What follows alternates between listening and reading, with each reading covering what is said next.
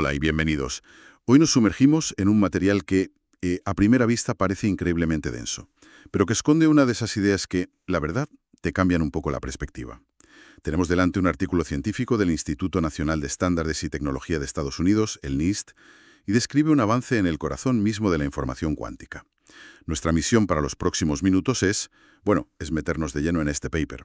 Queremos entender cómo narices han conseguido que una pieza enana, un dispositivo que vibra de una forma casi inimaginable, pueda servir para traducir señales de microondas. Y no de cualquier manera. Exacto, con una eficiencia y una limpieza que son casi perfectas. Y sobre todo, vamos a debatir por qué esto podría ser una pieza clave para el futuro de las redes cuánticas. Esas que prometen revolucionarlo todo, desde la computación hasta las comunicaciones. Efectivamente. La fuente principal es el propio artículo, conversión de frecuencia de microondas mediada mecánicamente en el régimen cuántico. Y también tenemos varias imágenes de microscopio que ayudan a ponerle cara al protagonista. Pero el objetivo no es solo resumir, no, es entender el cómo. Claro. Y cuestionar las limitaciones, descifrar qué significa esto de verdad. Porque, en este campo la distancia entre un logro en el laboratorio y una tecnología real es enorme. Totalmente de acuerdo. Pues empecemos por el principio, por el problema de fondo. ¿Por qué es tan crucial poder convertir frecuencias en el mundo cuántico? A veces ayuda a pensar en lo que ya conocemos. Para que Internet funcione, la información viaja por fibra óptica, cables, satélites. ¿Diferentes medios? Justo. Y cada medio funciona mejor a una frecuencia distinta. Hay traductores por todas partes. Pues en el mundo cuántico el problema es el mismo, pero a lo bestia. Exacto. Es que tienes, por un lado, ordenadores cuánticos superconductores que operan en gigahercios, en microondas. Por otro, memorias cuánticas que podrían funcionar con otros tipos de señales. Y para transmitir información lejos, a larga distancia, la única opción viable hoy por hoy son los fotones. En el rango óptico, claro. O de las telecomunicaciones. Son mundos que básicamente no se hablan entre sí. Necesitas un traductor, un intermediario, que coja un bit cuántico de un sistema superconductor y lo convierta fielmente en un fotón que pueda viajar por fibra óptica. Y ahí es donde la cosa se complica. Se complica muchísimo, el propio artículo lo menciona. Los métodos que hay ahora o son muy ruidosos, ¿Qué es el gran enemigo? y el ruido es el veneno de la información cuántica, o son extremadamente delicados. Por ejemplo, en el mundo de las microondas existen unos dispositivos fantásticos llamados uniones Josephson. Me suena, ¿sí? Son circuitos superconductores diminutos, son exquisitamente sensibles, pero también muy frágiles. Piensa en ellos como un micrófono de altísima fidelidad que se distorsiona si el sonido sube un poco de volumen. Se satura. Se satura, eso es. El artículo lo dice claro. Tienen una capacidad de manejo de potencia muy baja. Se agobian enseguida. Vale, entiendo el cuello de botella. Tienes sistemas que no se hablan y los traductores que existen o meten mucho ruido o son demasiado débiles. Y aquí es donde llega la solución de este equipo, y sinceramente suena a ciencia ficción. Proponen usar la optomecánica. Una palabra que en el fondo significa controlar el movimiento con la luz y viceversa. Exacto. Pero es que la idea es usar un objeto físico, real, que vibra. Un resonador mecánico. Un resonador mecánico como intermediario. Espera. O sea que no están convirtiendo la señal de forma puramente electromagnética. No, La transforman en una vibración física y luego de vuelta a una señal. justo eso. Si vemos las imágenes, el dispositivo es un circuito superconductor de aluminio sobre una base de zafiro, pero la pieza clave es un condensador cuya placa superior es una membrana que puede vibrar. Como la piel de un tambor. Como la piel de un tambor, pero microscópico. Y todo esto tienen que enfriarlo a 30 milikelvin. Un momento, para poner eso en perspectiva. El espacio profundo, lejos de cualquier estrella, está a unos 3 Kelvin. ¿Sí? Esto es 100 veces más frío. 100 veces. El esfuerzo de ingeniería solo para que ese tambor enano no vibre por el simple calor residual del universo es alucinante. Es una proeza, desde luego. Pero seamos críticas. El proceso que describen es enrevesado. Tienen una señal de microondas, que son fotones, la convierten hacia abajo para que su energía se transforme en movimiento mecánico, en fonones. Las vibraciones. Las vibraciones cuantizadas de ese tambor. Y una vez la información está codificada en la vibración, la convierten hacia arriba de nuevo a fotones, pero a otra frecuencia. Una doble traducción. Exacto. A mí me suena a ese juego del teléfono estropeado, vamos. ¿Cómo es posible que el mensaje cuántico, que es increíblemente frágil, sobreviva a ese viaje? de luz a movimiento y de movimiento a luz sin corromperse. Esa es la pregunta del millón. Y la respuesta está en un concepto que ellos miden con una precisión asombrosa. Lo llaman la cooperatividad, que en el paper representan con la letra C. Vale, expliquemos esto de forma sencilla. Imagina que intentas pasar un mensaje susurrado a través de una pared muy gruesa. No puedes gritar, así que lo conviertes en un código de golpes. Eso sería pasar de fotones a fonones. La cooperatividad sería la medida de lo bien que el que golpea y el que escucha al otro lado están sincronizados. Comparado con el ruido de fondo. Exacto, comparado con el ruido de fondo que hay en la habitación. Si la sincronización es perfecta y el ruido es cero, cada golpe se traduce perfectamente en la palabra correcta. Es una buena analogía. Mide cómo de eficiente es el intercambio de energía entre los fotones y los fonones en comparación con la rapidez con la que el tambor pierde su energía de forma natural por disipación. Y lo que han logrado es que esa cooperatividad sea altísima, de más de 10.000. 10.000. El resultado es que la eficiencia de la transmisión, de la conversión, se dispara hasta un 95%. La gráfica en el artículo es muy clara. A medida que sube la cooperatividad, la señal transmitida sube como la espuma. Y la señal reflejada, La que se pierde. la que se pierde, se desploma a casi cero. Es como si ese apretón de manos entre la luz y el movimiento fuera casi perfecto. Un 95%. Eso es una pasada. Significa que solo se pierde el 5% de la señal en esta doble traducción tan exótica. Es impresionante, sin duda, pero no es el 100%. Y lo fascinante es que el artículo es muy honesto sobre sus limitaciones. Reconocen que el principal culpable de ese 5% que faltan no es el proceso en sí, Ah, ¿no? ¿no? Son las conexiones, la eficiencia con la que la señal entra y sale del dispositivo. Y luego está el otro gran factor, la velocidad.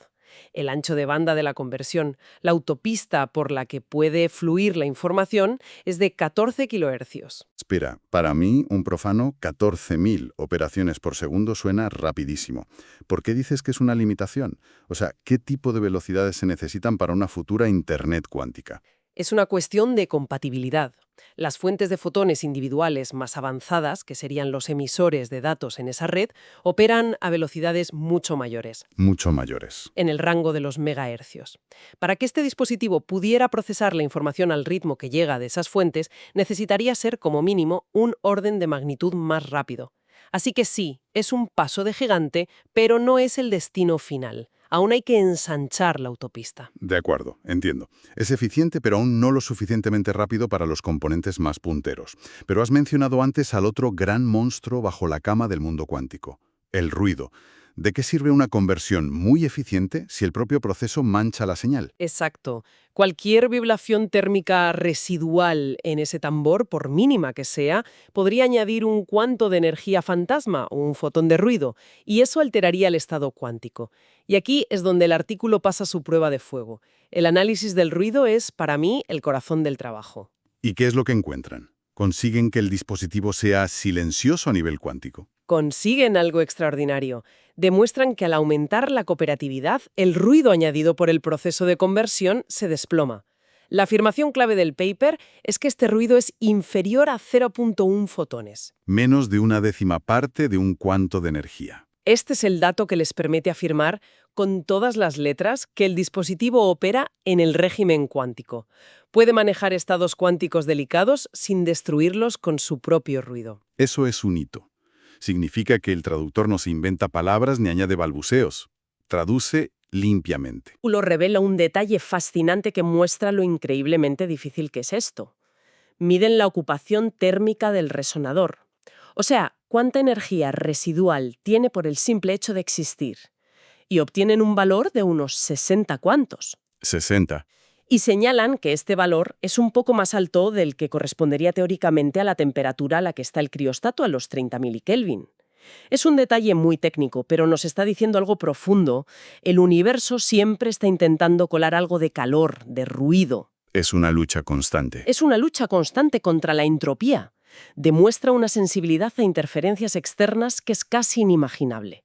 Pero aún así, lograr que el ruido que añade el proceso sea mucho menor que un solo fotón es la clave, ¿no?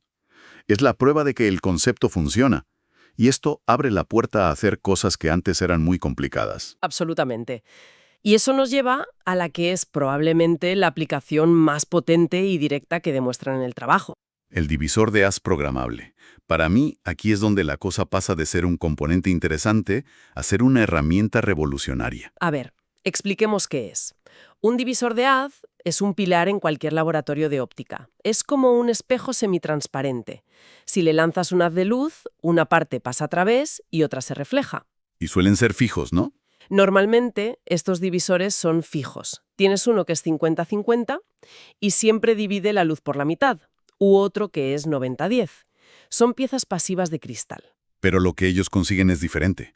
Demuestran que, simplemente ajustando la potencia de los pulsos de microondas que controlan el sistema, pueden convertir su dispositivo en un divisor de haz totalmente sintonizable, programable. Y en tiempo real. Esto es lo que lo cambia todo.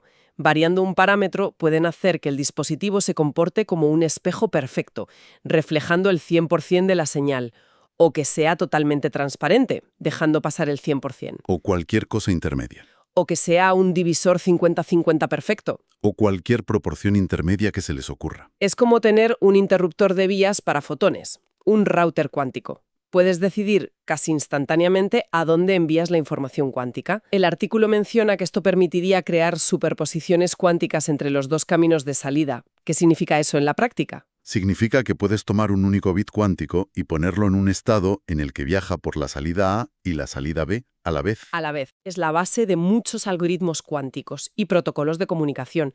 Pero el dato que remata la jugada es la velocidad a la que pueden cambiar la configuración. Mencionan que esta sintonización ocurre en una escala de tiempo inferior al microsegundo. Menos de una millonésima de segundo. Exacto.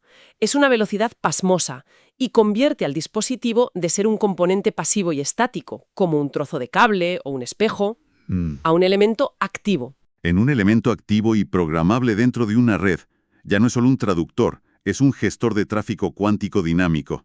Esta es para mí la demostración más convincente de todo el artículo. Muy bien. Pues después de haber desmenuzado el paper, creo que es el momento de dar un paso atrás y juntar las piezas. Si tuviéramos que destilar lo que hemos aprendido, ¿cuál sería la idea central? Para mí, lo más profundo es que estamos viendo cómo la línea que separa la información del movimiento físico se está desdibujando por completo a escala cuántica. Han construido un dispositivo que es bilingüe. Me gusta esa idea. Un traductor que no solo habla el idioma de las partículas de luz, los fotones, Sino también el de las vibraciones. sino también el de las vibraciones físicas, los fonones. Y lo hace con tal fluidez, con ese 95% de eficiencia, que casi nada del mensaje original se pierde en la traducción. Y no solo eso, sino que lo hace en un silencio casi absoluto, añadiendo menos de una décima parte de un fotón de ruido. El pasaporte al mundo cuántico. Esto es lo que le da el pasaporte para entrar en el mundo cuántico. No es solo un componente mejor, es una nueva forma de pensar en cómo manipular datos cuánticos usando intermediarios mecánicos. Y para rematar, esa capacidad de funcionar como un gestor de tráfico, como un router cuántico ultra rápido y programable, lo saca de la categoría de curiosidad de laboratorio y lo posiciona como una pieza que podría ser fundamental en la arquitectura de las redes del futuro. Totalmente. Y si miramos hacia ese futuro, el propio artículo nos deja una última miga de pan. Mencionan la posibilidad de usar esquemas más complejos para crear transmisión no recíproca. No recíproca. Es decir, un dispositivo que deje pasar la señal en una dirección, pero la bloquee en la contraria. El equivalente cuántico a un diodo, un componente esencial en toda la electrónica clásica. Y esto me lleva a una pregunta final, un pensamiento para que nos quedemos rumiando. Adelante. A medida que empezamos a construir este Lego cuántico, estas piezas que imitan a la electrónica que conocemos, routers, divisores, diodos, ¿cómo cambiará la propia naturaleza de la mecánica cuántica la arquitectura final de lo que construyamos? A lo mejor no estamos hablando solo de construir una Internet más rápida o más segura. Quizás estemos sentando las bases para construir una Internet que funcione de una manera fundamentalmente diferente, siguiendo reglas que apenas empezamos a comprender. Una reflexión excelente para terminar. Quizá la red no sea solo la suma de sus partes, sino algo completamente nuevo. Hasta aquí llega nuestra inversión de hoy. Muchas gracias por acompañarnos.